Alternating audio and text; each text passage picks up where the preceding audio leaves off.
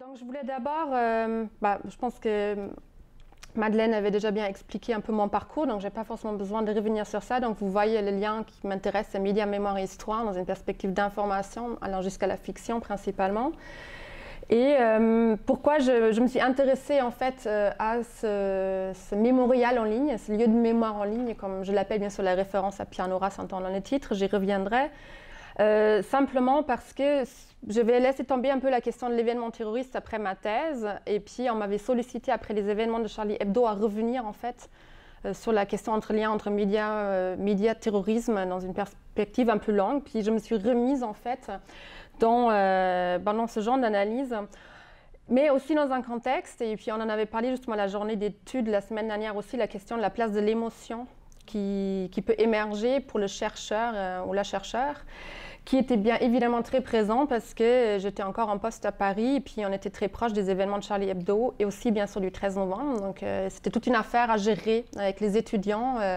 C'était des mois assez difficiles. Et surtout, on a beaucoup discuté en fait de comment gérer ça scientifiquement parlant. Les étudiantes et étudiants avaient besoin d'en parler, envie d'en parler. Nous-mêmes, on était quand même sous le choc pour différentes raisons et c'était pas évident du tout. Et en même temps, ça a permis aussi de se dire quand même, on ne veut pas être dans une temporalité trop rapide pour réagir à ces événements-là d'un point de vue scientifique. Il faut laisser du temps. En même temps, c'est important d'en parler. Donc, par exemple, j'ai participé à cet ouvrage-là. On a écrit les conclusions aussi ensemble avec Pierre Lefébure et Claire Secaille, le défi Charlie. Qui a été publié, on avait finalisé en fait l'écriture et c'est là les attentats du 13 novembre sont arrivés. Donc vous voyez un peu, donc on est dans ces circonstances-là. Puis on a mentionné en fait ça dans les conclusions. En fait, on a écrit les conclusions ensemble tous les trois comme une sorte de conclusion, explication autour de comment en fait s'approcher d'un événement tellement sensible d'un point de vue scientifique, quel est le défi aussi pour les sciences sociales à ce moment-là et la place du chercheur. Donc juste pour aussi contextualiser que la recherche n'arrive pas de n'importe où. Voilà. Donc je pense que aujourd'hui ce que je vais vous présenter, c'est, je pense que Mouloud a l'ensemble du texte, mais c'est un article en fait qui va normalement être publié s'il passe la double lecture dans la revue Mo sur les attentats en général en France et en fait les discours post-attentats.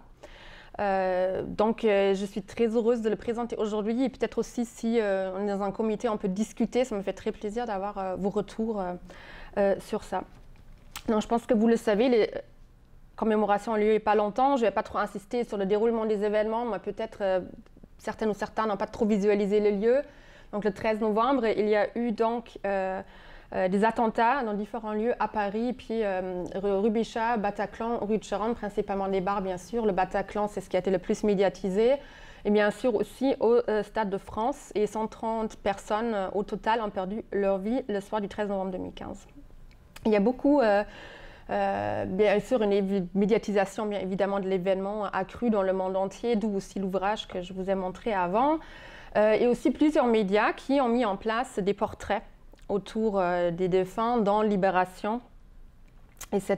Donc je vous montre ici un exemple de Libé, mais aussi d'autres, mais je vais pas revenir forcément sur tous les exemples parce que moi, c'était pas dans une approche comparatiste avec d'autres portraits, mais surtout, ici, je vous montre le mail d'Aline Leclerc, une journaliste, je vais revenir sur ça, avec qui j'ai mené des entretiens, avec d'autres journalistes aussi, qui m'avait écrit dans un mail, le mémorial a été visité 9,9 millions de fois depuis sa création fin novembre. Le pic de consultation était la première semaine avec 2,5 millions de visites, mais ce chiffre est aussi à rapporter au fait que le site était dans un moment de trafic très important, évidemment en lien aussi avec les événements. Proportionnellement, par rapport au reste de l'actu, c'est mi-décembre, juste avant les vacances de Noël, que le mémorial a constitué jusqu'à 43% des pages consultées en rubrique Société, avec 1,1 million de visites, 8 millions de visites. Et aujourd'hui, il y a encore plus de 13 000 visites par semaine. Un quart des visites vient des réseaux sociaux, ce qui est une proportion importante par rapport à l'habitude. Donc ça, c'est un copier-coller du mail qu'elle m'avait transmis. Et aussi le choix, alors le choix du mémorial de Le Monde que vous voyez ici, je ne voulais pas trop reproduire en grand aussi parce que voilà. Ce qui m'a intéressé, bien sûr, d'une part, une raison pourquoi je me suis penchée sur ça, c'est ce grand trafic, ça indique quand même qu'il y a beaucoup de gens qui se sont rendus sur le mémorial ou via les réseaux sociaux, mais aussi parce qu'il y a eu une continuité par la suite, le hashtag en mémoire qui accompagne le mémorial en ligne. C'était hashtag en mémoire Nice et puis après hashtag en mémoire Bruxelles. Et j'ai commencé à m'y intéresser en termes de la question de prolongation de l'événement médiatique. Donc dans une perspective, bien sûr, je suis de formation plutôt sémioticienne, mais ouverte. Voilà, donc, mais je me suis dit, qu'est-ce qui se passe en fait au niveau de l'émotion des journalistes quand ils s'embarquent en fait dans ce genre de création. Et aussi, il y a eu beaucoup de travaux déjà sur en fait des analyses plutôt sémiologiques des mémoriaux en ligne. Et puis je me dis, il manque quelque chose par rapport à la production. Donc je ne me suis pas non plus trop intéressée en détail à la réception, le nombre de tweets partagés. Je trouvais ça aussi un peu déplacé par rapport à cette recherche à ce moment-là dans le temps. Donc les portraits du 13 novembre 2015, hashtag en mémoire, ont été publiés entre le lundi 23 novembre 2015, donc des jours après, et le lundi 14 mars 2016. La plupart des portraits paraissent fin novembre et majoritairement en décembre 2016. Donc ce qui explique aussi le trafic, les mails que m'a envoyé Aline Leclerc. Les portraits des attentats de Nice du 14 juillet 2016 ont été mis en ligne entre le mercredi 14 septembre 2016, donc aussi 10 jours plus tard, 2 mois après les faits, mais à la date anniversaire, et le 28 novembre 2016, ça s'était fini à ce moment-là.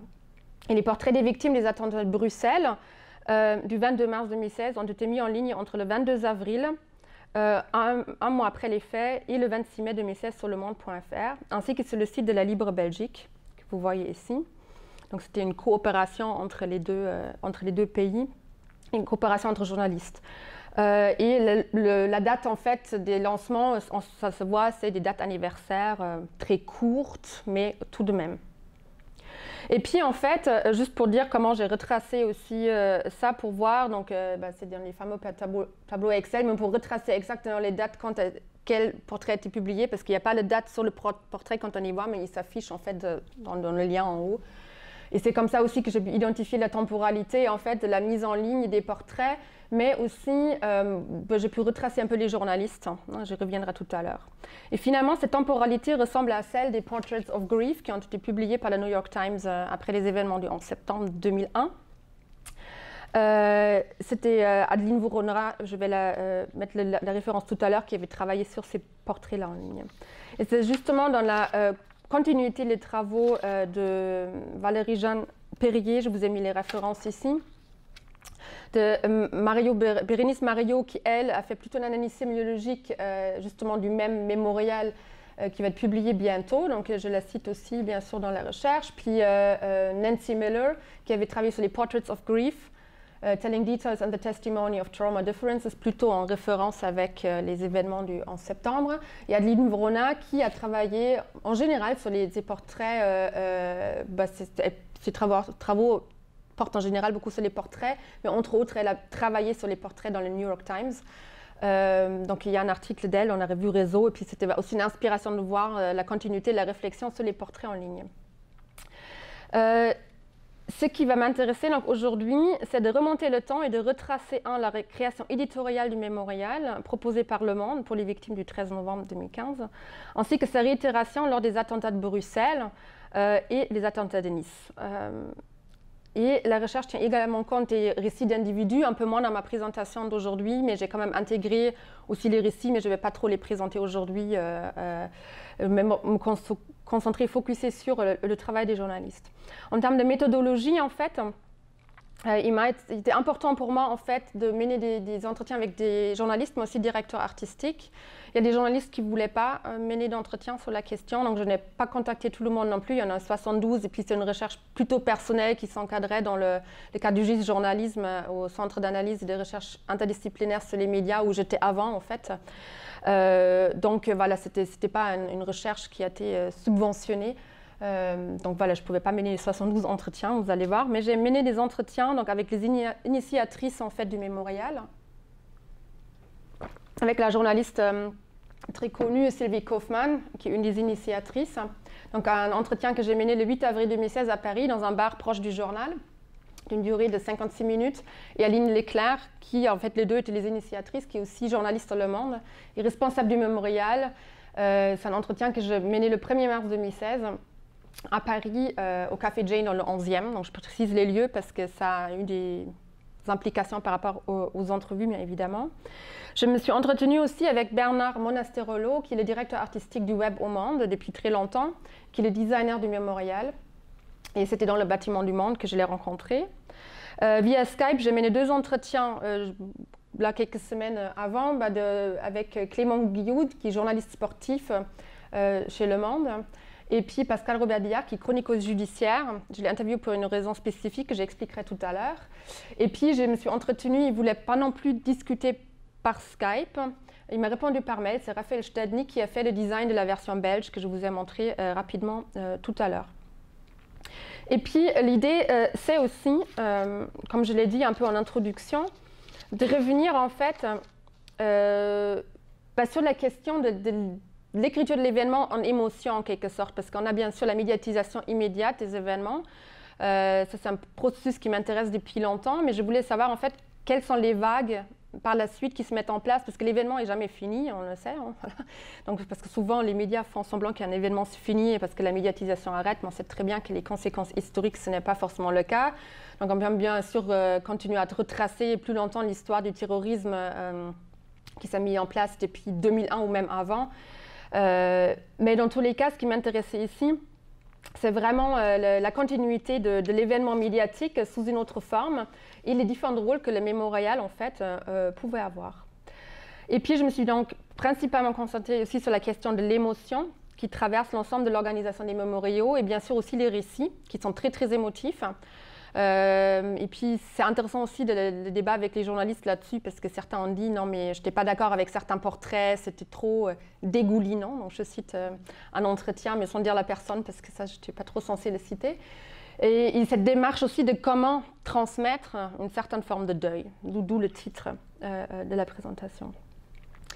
En fait, donc, ce que je vais faire aujourd'hui, c'est un peu en 4 temps, mais n'ayez pas peur, ça va quand même rester dans les temps. J'ai un peu classé ou structuré en fait un peu en fonction de l'article, mais aussi avec pas mal de verbatim. Donc je me suis intéressée d'abord au design émotif du mémorial numérique parce que j'ai fait une analyse sémiotique du mémorial. C'est là aussi où en fait Bérénice Mario avait publié aussi, pas encore publié, mais elle a écrit son travail, donc je me dis je ne vais pas refaire la même chose, donc je m'appuie passablement sur ce qu'elle a fait déjà, mais je le reprends aussi parce que certaines interprétations ne correspondent pas à ce que les journalistes m'ont dit par la suite. Et je voulais savoir en quoi quelques choix esthétiques, pourquoi le noir et blanc, etc. Et puis ensuite l'organisation éditoriale de l'écriture du portrait, comment concrètement les journalistes ont fait. Voilà. Ensuite, un passage que j'ai appelé l'écriture en émotion, le journalisme d'empathie ou humain et sa réception, parce que c'est les journalistes qui eux-mêmes ont dit qu'on se situe dans ce journalisme-là. Et puis quelques petites conclusions. Donc, par rapport au design émotif, donc, contrairement au journalisme du clic, je pense que certaines et certains sont déjà intéressés à ça, qui impose en fait de plus en plus dans les rédactions de créer des articles qui deviennent viraux avec le double point, avec des algorithmes, etc., que les journalistes soient lus, cliqués, etc. Ici, on est dans une question éditoriale, pas du tout dans l'idée de la vitesse, même si les journalistes ont dit qu'il fallait quand même faire vite, mais on était un peu dans une situation délicate par rapport à ça, parce que justement, on voulait prendre le temps quand même pour écrire les portraits. C'est qu'il y a un format très très spécial. Pour le Monde, c'est le grand format. Et pour le journal de la Libre Belgique, on va parler en fait de dossiers.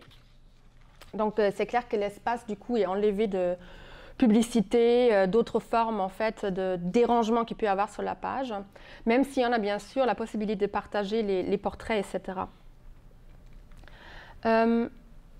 Et puis aussi, il y a une question spatiale autre qui diffère. Je n'ai pas fait une grande comparaison, mais bien évidemment, en haut, vous avez les Portraits of Grief. En septembre, vous avez le hashtag en mémoire sur le monde, les portraits de Libé et puis de la Libre Belgique. Donc Libé, par exemple, on reste sur la même page quand le portrait s'ouvre, tandis que le hashtag en mémoire, chaque portrait a sa propre page, en fait. Juste d'un point de vue de la navigation, donc j'ai essayé de voir avant de préparer mes questionnaires et mes guides d'entretien, de savoir vraiment comment fonctionne le mémorial en soi. Et puis surtout que contrairement à la Libération, Le Monde a opté en fait pour une structure plutôt en mosaïque, comme on peut voir aussi. Et puis les journalistes tous m'ont dit, oui, on a pensé à un peu une forme de cimetière en mosaïque. Voilà. Quelque chose qui n'est pas trop paru ailleurs dans les articles que les journalistes ont publiés en parallèle. Ils ont comme fait des descriptifs autour du pourquoi et comment en fait des mémoriaux. Et puis j'ai posé la question en fait à Monastirolo de comment en fait ça s'est passé. Et puis lui il dit qu'à la création du grand format en général, donc c'est pas quelque chose de nouveau qui existe chez Le Monde. On a insisté d'ouvrir la page, c'était un peu compliqué au début comme ce n'est pas le même CMS. Mais cela s'est fait dans la continuité du travail initié depuis l'année 2000 au sein du journal. Le contenu web avait besoin de couture. Donc lui, avant en fait de parler du mémorial, m'explique sa place en fait dans l'institution. Et puis en gros que c'est lui un peu l'inventeur, créateur du grand format. Et puis pour la version belge, Stadnik il dit qu'il s'est beaucoup inspiré bien sûr du mémorial Le Monde parce que les deux existent. Donc il n'y avait pas vraiment un processus de création lent autour de ces plateformes-là. Et puis, donc vous voyez ici les deux ici, là, quand même la ressemblance entre les deux en quelque sorte. Et Sylvie Kaufmann, en fait, qui était une des initiatrices donc, du mémorial entre les deux journaux, elle dit oui, la Libre Belgique, je leur ai proposé, j'ai pensé à cela dès le début, ce sont nos voisins. Il y a eu l'arrestation de Salam, donc un des participants aux attentats de Paris, qui était toujours recherché, et ce sont nos voisins, donc cette proximité géographique par rapport au journalisme qui se met en place. Et puis, il y a aussi, bien sûr, la question des lieux géographiques. On ne le voit pas très bien ici, mais en fait, il y a la répartition. On peut comme cliquer sur les lieux géographiques, et puis il y a certains portraits qui vont être mis en visibilité ou pas. Et puis, j'avais posé cette question aussi.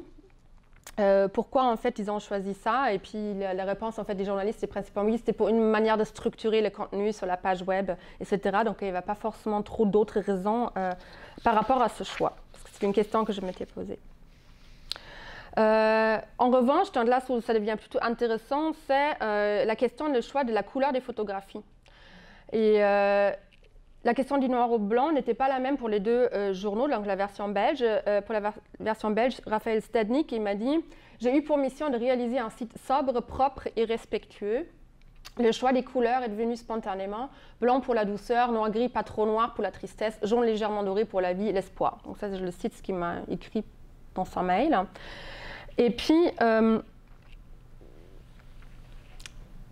ensuite, Raphaël Stadnik, il dit « Au départ, nous partions sur des photos en noir et blanc pour donner de la sobriété au mémorial, mais certaines photos nous ont touchés par leur couleur et on a changé d'avis. » Et puis, autour de la question des photos, il y a eu beaucoup de débats au sein de Le Monde, ce qui, normalement, apparemment, les journalistes ne discutent pas trop avec les gens qui mettent en ligne l'information ou la question du visuel.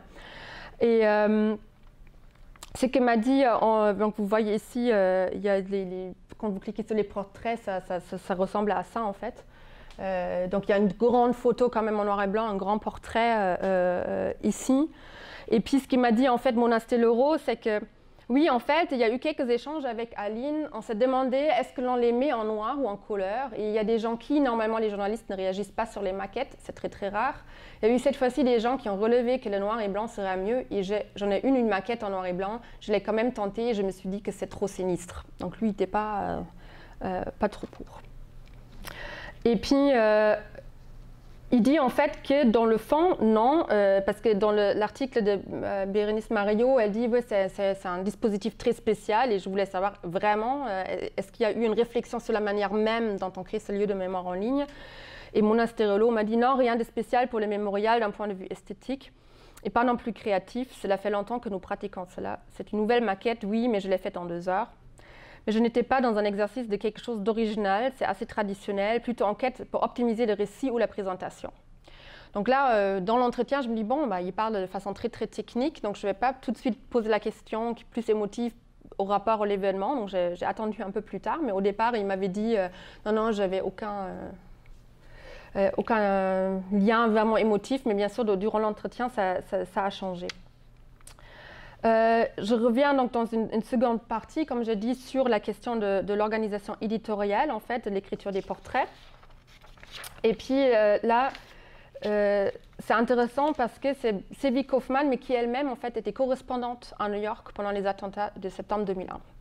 Donc il y a une origine derrière. Et là, donc c'est une plus longue citation, donc il y a pas mal de verbatim, mais bon, je pense qu'à l'oral, c'est plus sympathique. Elle revient en fait sur son historique, puis du comment et pourquoi. Donc elle me raconte, je vais juste prendre un petit peu d'eau avant. Le soir des attentats, j'étais à Varsovie et j'ai regardé le match avec mon fils. Donc elle a vu en plus ce qui s'est passé.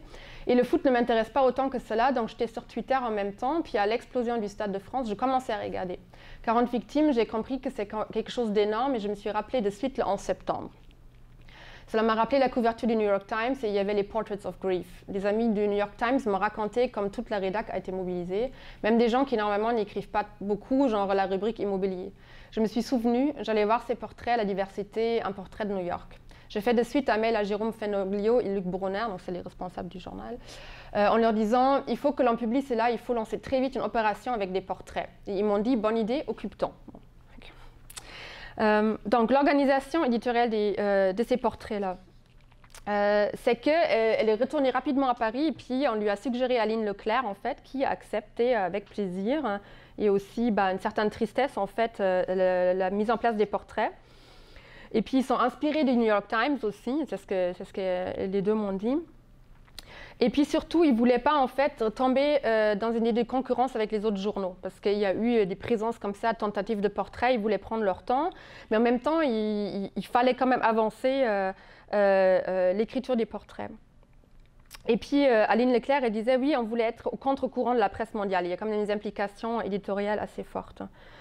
Et puis surtout, la répartition du travail des journalistes, parce que c'était le même moment de la COP 21, où elle allait s'en venir.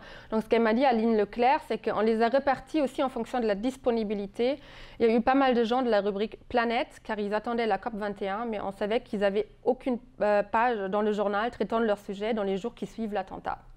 Les grands reporters étaient dispo aussi. Puis il y a toute la rédaction qui a été mobilisée. Puis ici, vous voyez une petite vue d'ensemble que j'ai faite. C'est comme ça aussi que j'ai choisi qui contacter pour un entretien potentiel. Donc il y a quand même eu 74 journalistes qui ont écrit les 112 portraits.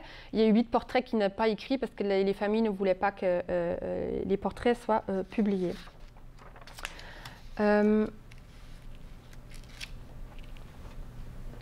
Il y a eu aussi des consignes, ce qui m'avait intéressé. Je dis, mais comment vous dites aux journalistes de faire ces portraits? Parce que c'était des portraits quand même très touchants. Je ne sais pas si vous avez eu l'occasion de les regarder ou d'en lire un ou deux. Et, surtout dans un contexte quand même voilà, où c'était encore très très vif. Et ça le reste aussi avec ce mémorial. Je suis allée sur le Twitter il y a 2 jours, mais je ne l'ai pas intégré ici dans l'analyse. Donc ça revient, ça reposte. Donc on est vraiment dans cette idée de lieu de mémoire en mouvement, en ligne, en quelque sorte, qui continue en fait. Voilà, et puis aussi les journalistes ici, c'est Bruxelles et Nice. C'est pas toujours les mêmes journalistes, il y en a très peu qui étaient sur les mêmes. Donc ça a permis un peu de repérer comment ça s'est structuré. Mais les consignes pour le monde, en tout cas aux journalistes, sont les suivantes. J'ai le droit de reproduire ça, je sais si vous vous posez la question. C'était bonjour XX, donc j'ai quand même un peu, ça je l'ai anonymisé. Donc c'est Aline Leclerc encore qui m'a envoyé l'information. Merci de ta disponibilité pour ces portraits. Peux-tu commencer par faire celui de XX, II1, professeur de français ou collège, tatata. Nous n'avons pas de contact, mais vois avec le collègue. Donc je vous laisse lire, mais regardez, dans tous les cas, c'est des restrictions assez fixes par rapport à ça. Et puis aussi... Aline Leclerc m'a expliqué qu'il y avait des journalistes qui ont perdu des proches, ils voulaient écrire plus, puis il y a eu des conflits à l'intérieur de leur rédaction parce qu'on a dit non. Là, c'est tout le monde a les mêmes signes et la même longueur du portrait. Donc voilà. Ici, vous voyez, surtout, la plupart des portraits sont faits par téléphone. Et les premiers portraits, c'est plutôt les amis qui ont témoigné et pas la famille parce qu'ils n'étaient pas prêts. Et puis c'est au fur et à mesure que les mémorials s'est enrichi aussi avec des paroles venant en fait des familles. Et aussi, Aline Leclerc m'a expliqué qu'il y a des gens qui refusaient de témoigner, genre les filles d'un père, en disant non parce que c'était pas un bon père. Donc ça, c'est des choses où c'est pas. Bon, je l'ai reformulé un peu dans l'article, mais en gros, elles ont refusé de témoigner parce que c'est globalement des portraits positifs qui racontent des anecdotes, etc. Donc il y a très peu de choses négatives.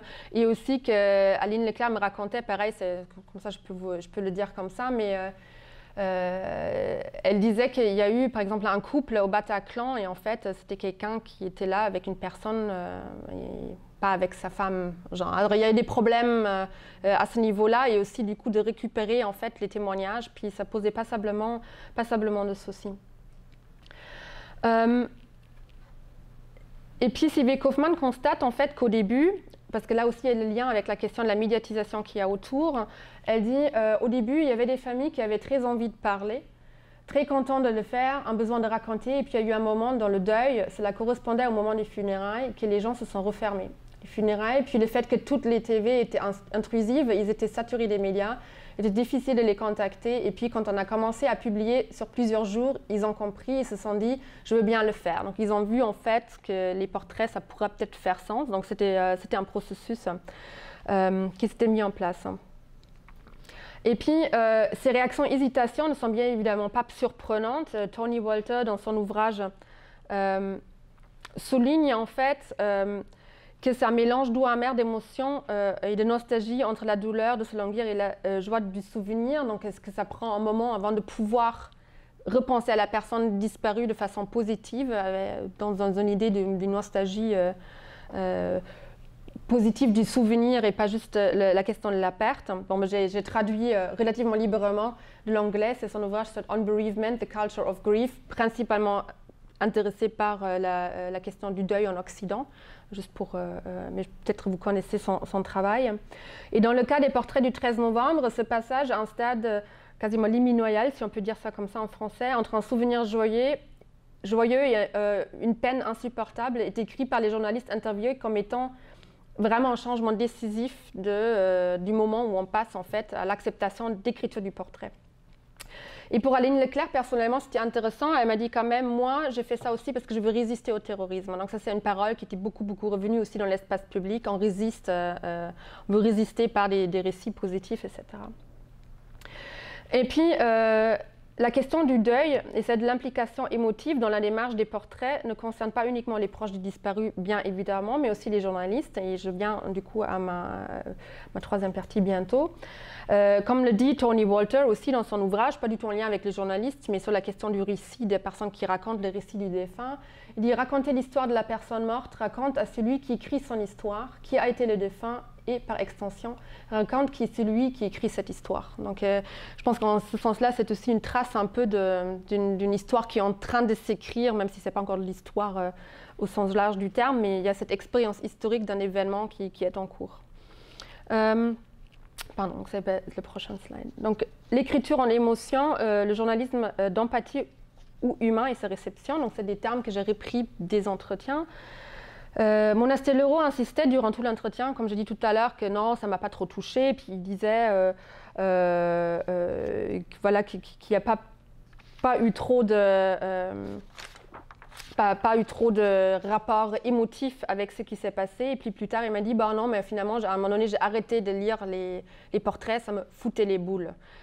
Donc là, on sentait quand même que finalement, il y a eu une implication émotive à ce niveau-là. Mais surtout, il revient sur la question de la couleur. Il dit j'ai poussé à ce que ça soit en couleur parce que je trouvais cela un peu plombant quand même, le noir pur et brut. Et je me disais que ce n'est pas parce qu'ils sont morts. Avant, ils étaient vivants et ce sont des gens. Puis il s'arrête à parler. Donc on sentait qu'il était quand même émotif dans la manière. Et puis sa décision finalement était prise en compte parce que sur le mosaïque, vous avez vu un mélange de noir et blanc et de couleurs. Et puis après, le portrait est noir et blanc. Donc c'est aussi le directeur artistique donc, qui est intervenu ici. Mais ce n'est pas uniquement dans l'idée d'enlever le caractère sombre de la maquette, le fait de choisir de la couleur sans pousser l'interprétation trop loin, réanime le souvenir des défunts.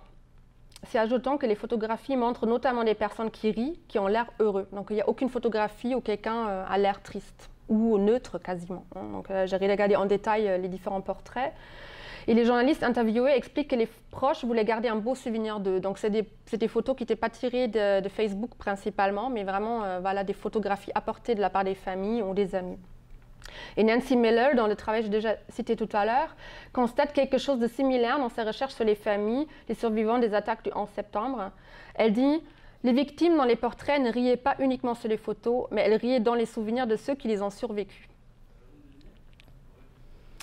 Et puis, en quelque sorte, bon, c'est quelque chose qui se constate ici aussi pour les portraits.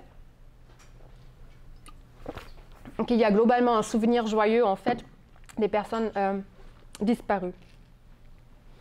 Et ça, c'est quelque chose, cette positivité qui a gêné certains. Donc, il y a Aline Leclerc qui me dit « Une fille d'arrêt sur image », vous connaissez peut-être l'émission en France, c'est une émission critique des médias par Schneiderman qui était arrêtée, enfin, pas revenir en détail là-dessus, mais en tout cas, une fille d'arrêt sur image de cette émission appelle donc Aline Leclerc et dit « Ah, ce sont des portraits très positifs. » Mais oui, bien évidemment, me dit Aline Leclerc, racontés par leurs proches, c'est un biais assumé. La nécrologie, ce n'est pas l'endroit du pugilat.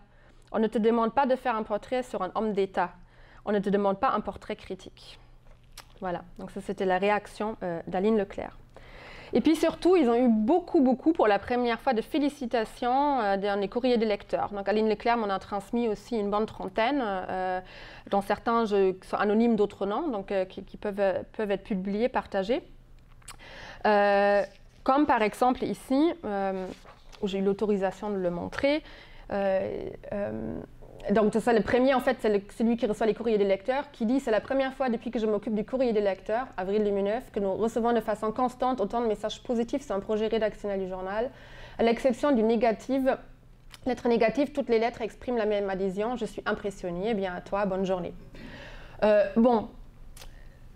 Et puis, en gros, ce qui se passe, bon, il y a plein d'avis positifs, mais bien sûr que je vais revenir aussi sur les courriers de lecteurs négatifs, hein, sur lesquels elle a un peu moins insisté, mais... On a par exemple ici Loïc Laroche, qui lui est d'accord pour que ça soit partagé. Il dit « Chers messieurs, lecteur assidûment depuis des années, je suis marqué par la noirceur de l'actualité qui transparaît dans le journal, comme dans la presse en général, où les nouvelles tristes, laides prennent beaucoup de place et les nouvelles heureuses peu. Je ne dis pas qu'elles ne sont pas intéressantes, etc. etc. » Puis bon, lui, il dit « Merci à toute la rédaction, je suis vers la fin, du Monde pour ces si beaux articles qui donnent envie d'aimer la vie. Merci pour ce mémorial qui donne envie d'aimer la France, riche de sa jeunesse et de sa diversité. » Donc ça, c'est des choses qui revenaient constamment dans les courriers des lecteurs. Aussi, cette idée qu'il y a une génération, en fait, qui a disparu. Donc c'est ça, je reviens tout à l'heure parce qu'il y a un courrier de lecteur très intéressant. Je coupe un peu des éléments parce que je vois l'heure et je suis très bavarde. Mais aussi des courriers de lecteurs écrits à la main, d'un lecteur qui est juste abonné pour les fins de semaine. Donc je suis anonymisée avec les carrés ici, qui pareil est très touché par ce qui se passe et qui demande en fait l'impression d'un ouvrage ou plus de publications. Les portraits étaient publiés dans la version print. Il y a beaucoup de gens qui réclament qu'ils veulent un ouvrage, mais ils ne veulent pas marchandiser en fait le mémorial. Donc c'est aussi une question que j'avais posée. Et puis on a d'autres, comme ici, plutôt critiques. C'est un extrait d'un très long courrier de lecteur. Il y a aussi beaucoup sur les complots contre les Juifs, l'hypercarcher, etc. Parce qu'il y a eu d'autres attentats, il n'y a pas eu de portrait. Donc il y a beaucoup de courriers de lecteurs sur ça, mais ça voudrait un article scientifique en soi. Par rapport à ça, donc des personnes qui se plaignent et que, voilà, comme ici, il y a un peu des allusions à ça. Le 13-11, ce serait donc pire que jamais, plus barbare, parce que visant aux arts des jeunes, des vieux, riches, pauvres, croyants ou athées, blancs, noirs. J'en passe. Cette fois, c'est le peuple qui est touché en son cœur, pas avant. Donc voilà, il y a toute cette rhétorique autour de qu'est-ce qui s'est passé avant, etc. Les victimes d'avant n'étaient que des symboles désincarnés, elles n'étaient pas le peuple, je ne sais pas. Je demande, juste des symboles alors? Charlie comme symbole de la liberté d'expression, l'hypercacher comme symbole de quoi au juste? Le juif peut-il être le symbole sinon de lui-même? Je ne vois pas. Ou alors si, mais bon, ça sent pas bon. Eh bien, au risque de choquer, j'affirme que ces attentats sont les mêmes que les précédents et, j'en ai bien peur, pour ceux qui ne manqueront pas de suivre. Dans l'abjection et la violence sourde toujours aveugle, dans l'annihilation de la raison et du sens commun, ils sont ontologiquement les mêmes. Qu'ils fassent une ou deux dizaines de victimes, ils relèvent du même. Le quantitatif vaut surtout pour la valeur spectacle créée plus puis amplifiée, relayée par les unes de la presse et les éditions spéciales qui n'ont pas de spécial que le qualificatif. Le nombre décuple l'émotion collective, c'est tout. Mais pour l'essentiel, nous vivons chaque fois le même drame, clonage de l'horreur. Bon, Aline Leclerc m'a dit, ouais, on a reçu quand même beaucoup de lettres comme ça au fur et à mesure, puis on essaie de réagir, mais voilà, c'était pas forcément trop dans leur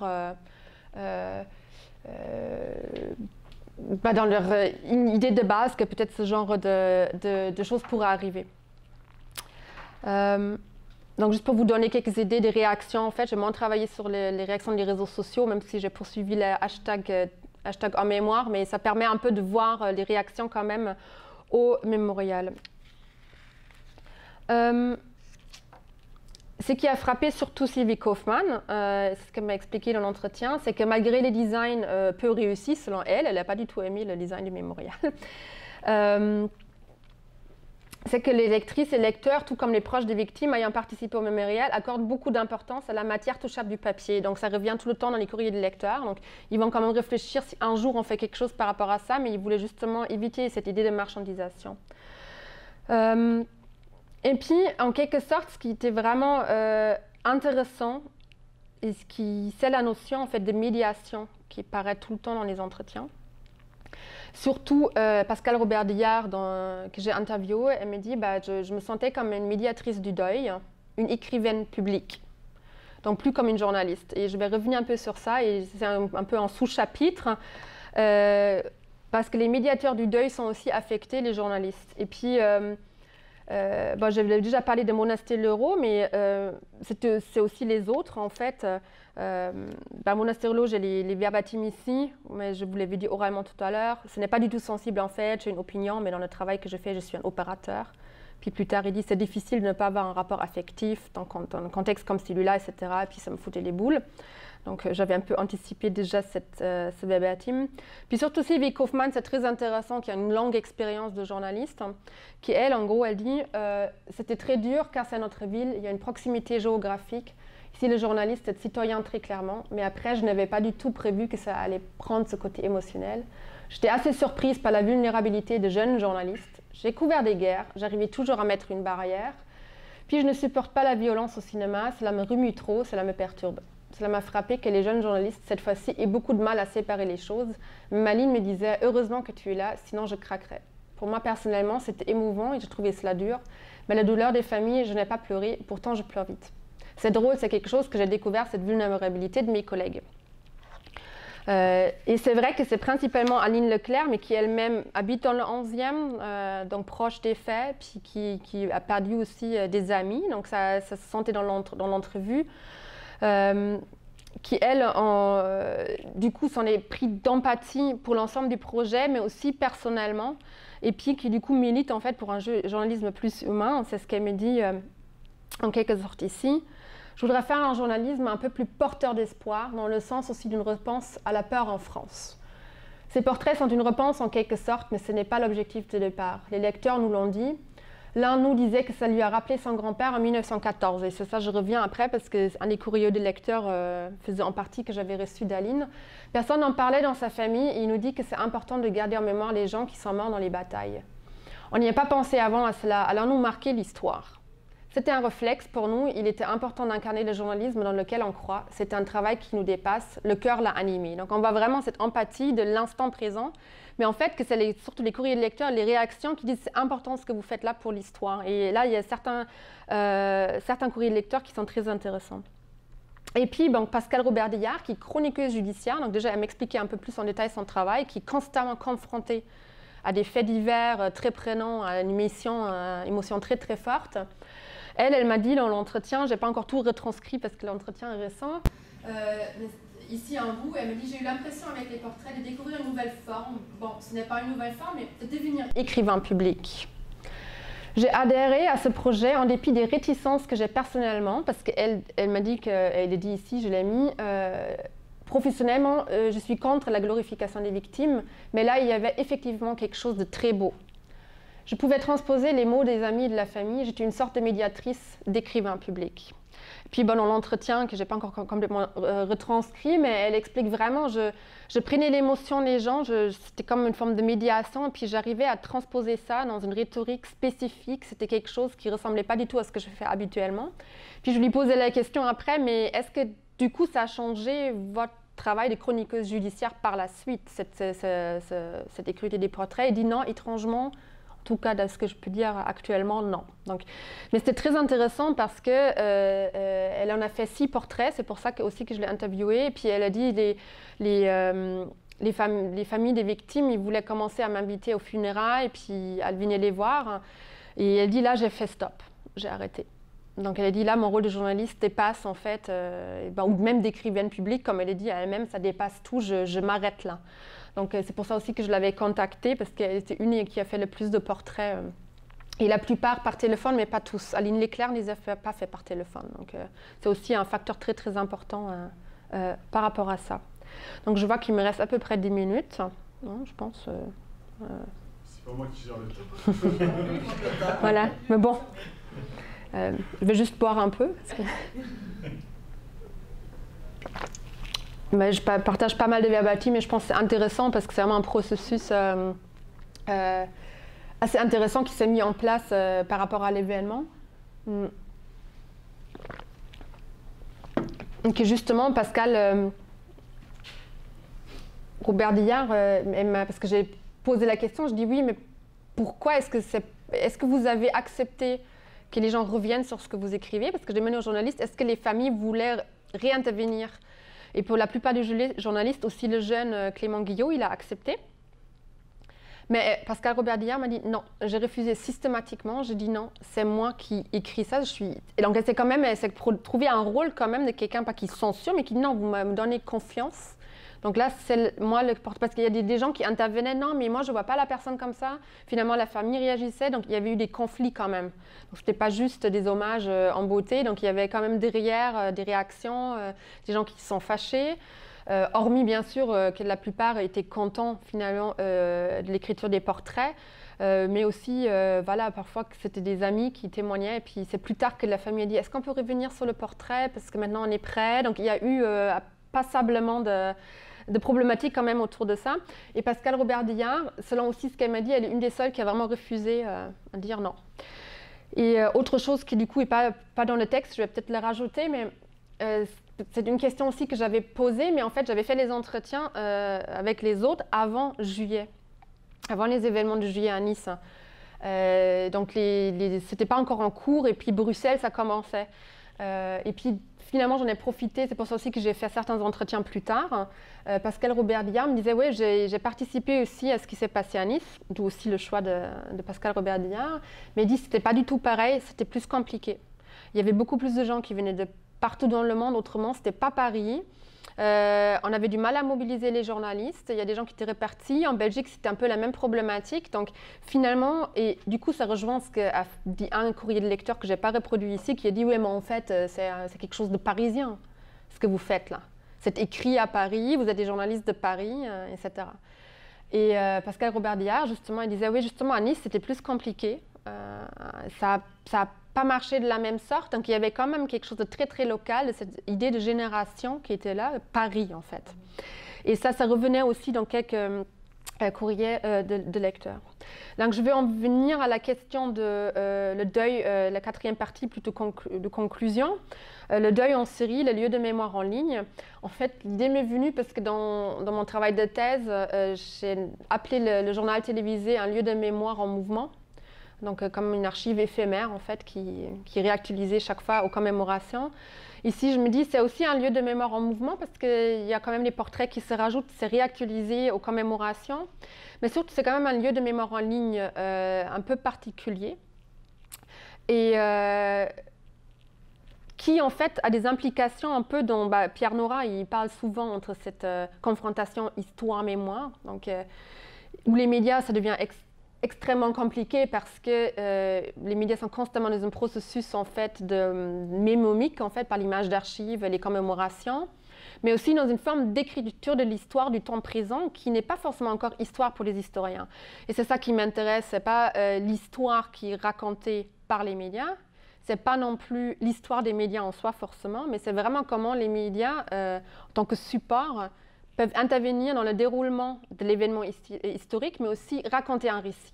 Et le lieu de mémoire ici, en ligne, fait partie, à mon avis, de ces dispositifs qui permettent de rentrer dans une future forme d'écriture de l'histoire qui est en train de se faire, tout en se modélisant. Et puis là, l'approche sémiotique ne suffit pas. Donc je pense que c'est important, justement. Là, je n'ai pas travaillé sur ce qui se passe en ligne et Twitter. Ça, c'est une autre recherche peut-être encore à faire. Mais vraiment de savoir aussi quel qu'est-ce qui se passe au moment présent avec les journalistes? Quelle est l'émotion sur place de l'événement, cette continuité? Qu'est-ce que ça veut dire en quelque sorte le deuil? Tout le monde me parlait de deuil et puis finalement oui, moi j'étais médiatrice de deuil aussi pour les victimes, les familles m'appelaient. Donc le journaliste devenait carrément, quelqu'un m'a dit je me sentais un peu comme une thérapeute parfois et je ne pouvais plus gérer. Parce que c'était devenu comme des personnes très proches qui s'intéressaient à ça sans être complètement dans le déroulement familial, etc. Bon.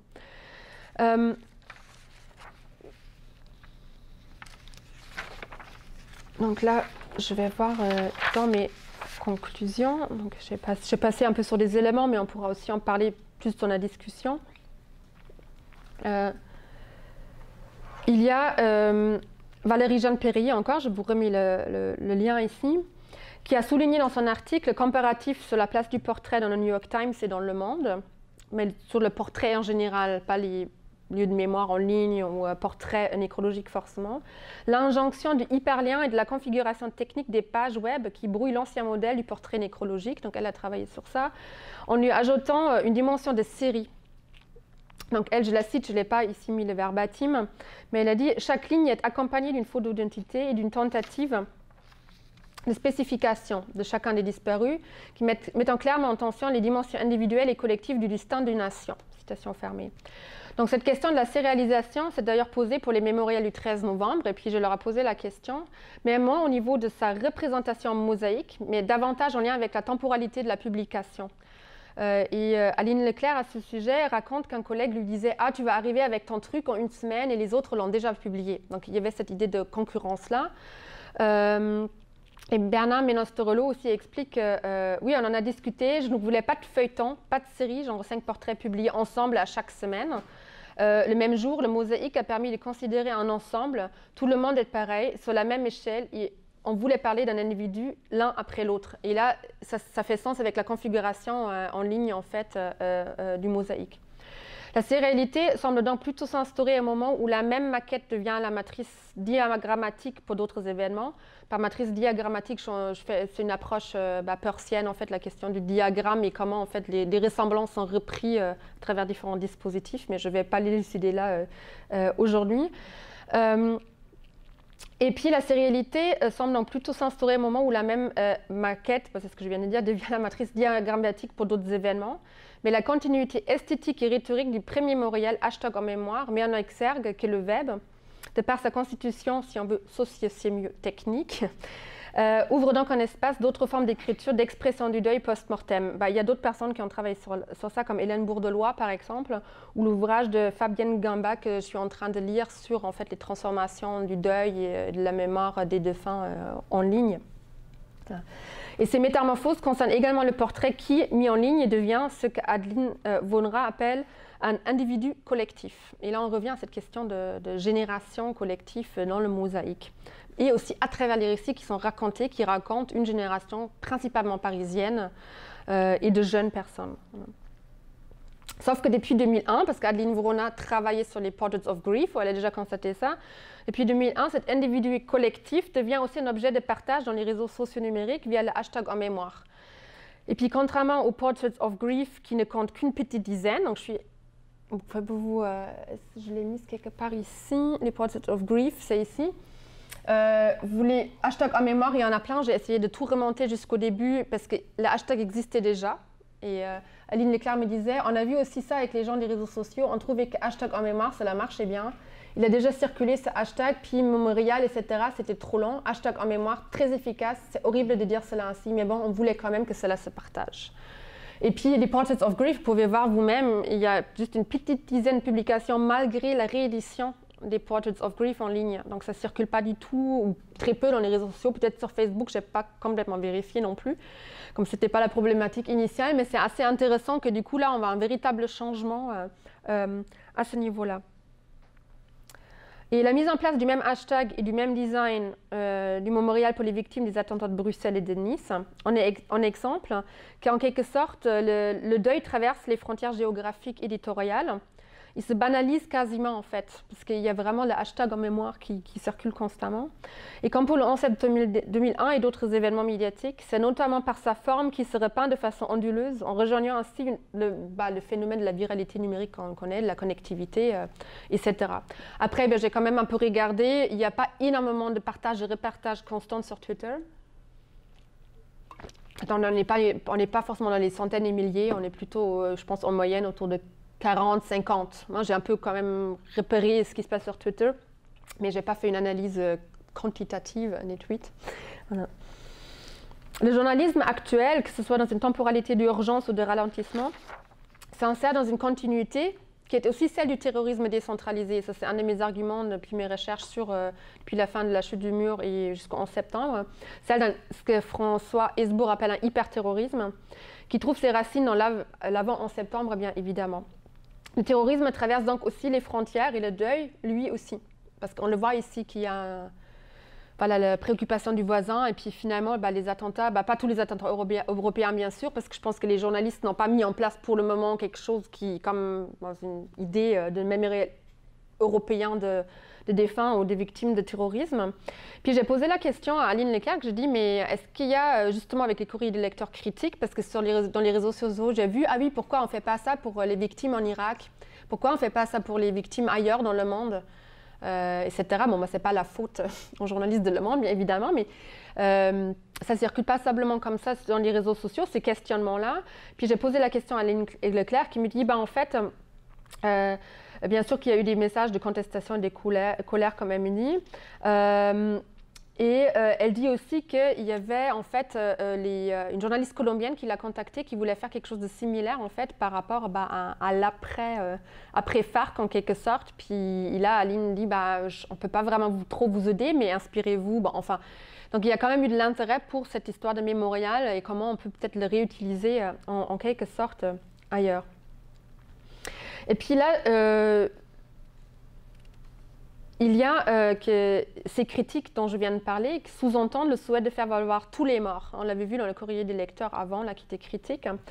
Il s'instaure en fait, en disant en fait que ça s'instaure aussi dans une tension politique, ce genre de mémorial, dans une tension narrative. Et je cite en fait ici Valérie-Jeanne Perrier, qui a déjà observé ça dans ses travaux. Donc, je la cite, elle dit il y a une tension narrative de la mémoire collective entre le monument aux morts, liste des noms qu'on connaît, surtout pour les monuments de Première, Seconde Guerre mondiale, et la stèle, hommage à une personne. Et ça reste encore à débattre d'ailleurs ici aussi pour comment gérer en fait les victimes de ce genre d'événements, parce que surtout, et là ça devient intéressant, un des courriers des lecteurs, que je vais vous montrer ici, il est très long, donc je ne vais pas tout lire, juste peut-être la partie la plus, pas intéressante, mais en tout cas ici pour la problématique. Parce que c'est Tony Walter qui dit dans son ouvrage sur On Bereavement que les rituels mémoriaux autour des morts de la guerre ne sont pas uniquement une façon de s'en souvenir, mais de définir l'ensemble, un groupe, une génération. Et c'est un des courriers des lecteurs ici qui décrit ça. Il dit « Le malheur et la mort rôdent pourtant dans nos vies et je me souviens d'un voyage en Flandre à Ypres pour retrouver la trace de mon arrière-grand-père mort en 1914, fauché par un obus sans sépulture, oublié de la mémoire familiale que la vie devait continuer. Et de l'initiative d'un musée où les visiteurs tiraient au hasard 3 cartes rappelant qu'avait été la brève vie des soldats morts pour la France. Vous avez su apporter une réponse immédiate, votre travail admirable, vous constituez une équipe qui incarne le meilleur de la démocratie et de l'espérance. Vous avez dessiné le portrait de nos enfants, vous les avez fait aimer sincèrement, tendrement. » Et ce qui est intéressant ici, c'est qu'il fait le lien avec les personnes qui ont disparu, avec des soldats. Voilà. Donc là, il y a quoi que ce soit à faire, parce qu'il y a très souvent qu'il y a eu ces liens-là. Et ça voudrait dire, dans le contexte actuel, de tirer des parallèles ici entre la question de la stèle, de l'hommage, puis finalement une liste. Et vous avez vu là dans les commémorations, moi, je ne suis pas trop restée voir la télévision il y a 2 jours, mais il y a l'inauguration des plaques, etc., autour des lieux. Et puis le lieu de mémoire en ligne, du coup, est un peu autre chose que ces plaques de commémoration officielles. Donc on est un peu dans ce débat-là, qu'est-ce que c'est la mémoire collective, mémoire sociale? Quelle mémoire est finalement partagée, laquelle ne l'est pas, quelle devient l'histoire officielle. Donc il y a de quoi encore, pour ça il faut attendre quelques années avant de vraiment pouvoir rentrer ici en recherche. Mais je trouvais intéressant ce courrier de lecteur qui vraiment fait ce parallèle. Quand on est en guerre, ça reprend en fait cette idée du discours politique officiel qui traverse l'Europe, d'abord les États-Unis d'abord, l'après 11 septembre, et puis bien sûr tout ce qui s'est passé depuis. Et puis donc sans discuter ici dans ces dénominations les différents points communs entre terreur, terrorisme et guerre, parce que dans son courrier de lecteur c'est plus long, il semble se cristalliser dans la parole journalistique et dans celle des lectrices et lecteurs un certain souhait de ne pas oublier les individus, de vouloir rendre hommage en racontant leur histoire, de montrer leur sourire et énergie comme une arme symbolique, quasiment dans l'idée d'une histoire orale aussi. Une arme symbolique performative et rhétorique de résistance et d'espoir qui ne devra pas se perdre dans l'éphémère de certaines formes de communication, mais qui s'installe comme un lieu de mémoire. Donc c'est un peu comme ça qu'on peut peut-être l'appréhender. Et c'est dans son ouvrage que Pierre Nora se réfère notamment, je le cite, aux fêtes, emblèmes, monuments et commémorations, mais aussi éloges, dictionnaires et musées, pour justement décrire un lieu de mémoire. Les médias ainsi que les outils offerts par le web offrent la possibilité de représenter ces différents lieux de mémoire, donc, logiquement par remédiation si on veut, et d'en concevoir aussi eux-mêmes. Et c'est ça qui m'a intéressée ici. Jusqu'à la possibilité de les considérer, les médias, comme lieu de mémoire en tant que tels. Donc ils ne sont pas juste les raconteurs, mais aussi les lieux spatial pour faire ça. Donc pas juste une archive, mais quelque chose de vivant. C'est exactement ça qui se passe ici. Les dimensions que la notion de lieu de mémoire comporte sont nombreuses, soulignant surtout le rôle historiographique. Et je recite Nora qui dit « Ils sont la matière dont se construit l'histoire, histoire de ses instruments, de sa production et de ses procédures. » Bien évidemment que Pierre Nora était très critique aux médias, donc c'est dans l'événement Monstre notamment qu'il en parle, puis des commémorations. Mais bon, dans toute ma thèse, je suis un peu allée à l'encontre en disant quand même, quand on regarde les médias de façon plus près, la technologie médiatique s'enchevêtre avec le déroulement même de l'événement historique. Donc on ne peut pas vraiment aller à l'encontre comme ça des médias constamment. Et histoire et mémoire sont constamment coprésentes et en conflit dans les discours médiatiques, mais aussi dans la manière dont se gèrent les médias. Donc les archives médiatiques, mais dans le cas plus spécifique ici du mémorial en ligne, ils correspondent aux trois caractéristiques dont parle Pierre Nora, à savoir le matériel, le symbolique et le fonctionnel. On a clairement ici aussi ces éléments-là qui sont présents. Tels que les médias, le mémorial en ligne, mais aussi ceux dans l'espace physique, sont une des formes de ce que l'on peut nommer lieu de mémoire en mouvement. Initions ce que Nora nomme la manie commémorative. On peut la critiquer ou pas, ça c'est un autre débat bien sûr, mais aussi le jeu de la mémoire et de l'histoire. Mais contrairement au lieu de mémoire décrit par Nora, ces lieux de mémoire en mouvement n'échappent pas à l'histoire. Ça m'étonnerait qu'ils vont échapper à l'écriture de l'histoire. Bon, ça reste à débattre plus tard. C'est dommage que Jocelyn nous partir. Ça aurait été sympa de voir discuter, mais je vais peut-être lui transmettre le texte avant de publier. Ce serait bien d'avoir son retour aussi, parce que je sais qu'il travaille sur ces questions. Et autre chose, peut-être vous l'avez observé, ce sont les mémoriaux éphémères, en fait. Il y a Erika Doss qui a travaillé sur ça. C'est tout ce qui se passe dans l'espace public, déposer les fleurs, les peluches, etc. Il y a une collègue, elle est doctorante au Charisme, qui travaille sur les mémoriaux éphémères, mais en lien avec Charlie Hebdo, Maëlle Bazin, et il y a un article d'elle dans lavidesidées.fr, je vous ai mis ici, Quand la rue prend le deuil, et qui s'intéresse justement dans ces phénomènes des émotions publiquement partagées après ce genre d'événements. Donc il y en a eu beaucoup, bien évidemment, avec les événements en cours, mais on se souvient aussi souvent, il y a aussi, Erika Doss revient aussi sur la mort de Lady Di, etc. Donc c'est ces moments en fait de mémoriaux éphémères qui après, Maëlle Bazin travaille là-dessus par rapport aux archives qui gardent en fait ces objets d'une façon ou d'une autre, et puis prendre les photos, etc. Mais on est dans l'idée d'un mémorial éphémère, et puis à un moment donné, à la place de la République, par exemple, on a juste tout enlevé, en fait, à un moment donné. Aussi, devant le Carillon, moi, je passais quasiment tous les jours, parce que j'habitais à côté, puis je voyais, en fait, qu'au fur et à mesure, comme j'aurais dû peut-être prendre une photo chaque jour, mais j'arrivais pas trop à m'arrêter. Voilà. Donc, les mémorials en ligne, en revanche, donnent également une place à l'affect et capturent les émotions du temps présent. Donc, c'est ce que j'ai essayé de vous montrer, mais pas juste. Je suis moins rentrée dans les récits sur les portraits. Vous pouvez les lire vous-même, parce que c'est quand même un moment intime pour les partager. Je ne voulais pas trop les réciter. Mais aussi, bien sûr, des journalistes qui sont toujours dans le feu de l'événement à la base, ceux qui sont dans l'information principalement. Et Ce mémorial en ligne, qui donne aussi une place à l'affect et la capture des émotions du temps présent, constitue dès son départ, dès le départ comme une présence médiatique, parce qu'ici, ce qui est éphémère va redisparaître, à part si c'est photographié. C'est quasiment comme les graffitis, en quelque sorte. Tandis que le mémorial en ligne, il peut se développer, mais normalement, il va rester là. Il va peut-être changer un peu, mais bon. Donc, il y a en fait un a priori d'une trace historique avec ce mémorial en ligne, sur lequel j'ai essayé un peu de travailler aujourd'hui, en vous présentant ça. Et puis, comme l'explique aussi Pascal Robert Diard durant l'entretien, la parole des proches des victimes, transformée et transposée par les journalistes dans une écriture publique, montre la jonction entre une mémoire sociale en cours d'écriture et une histoire qui reste encore à réécrire. Et je ne l'ai pas citée, là c'est moi qui a interprété sa parole comme ça, parce qu'elle s'est vue comme quelqu'un qui voulait pas non plus que l'émotion passe sans filtre. Elle a dit, je suis une sorte de gatekeeper, un filtre, qui se pose quand même un peu, qui retransforme l'émotion qui est déjà assez prégnante. Donc c'est vraiment là où je vais conclure. Donc dans la jonction entre l'événement déclencheur, qui est l'événement qui arrive, où on ne sait pas encore trop ce qui arrive vraiment, et la performance collective qui, je vous en montre une ici, mais les autres en font partie, c'est mémoire éphémère, tout ce qui se passe dans les réseaux sociaux.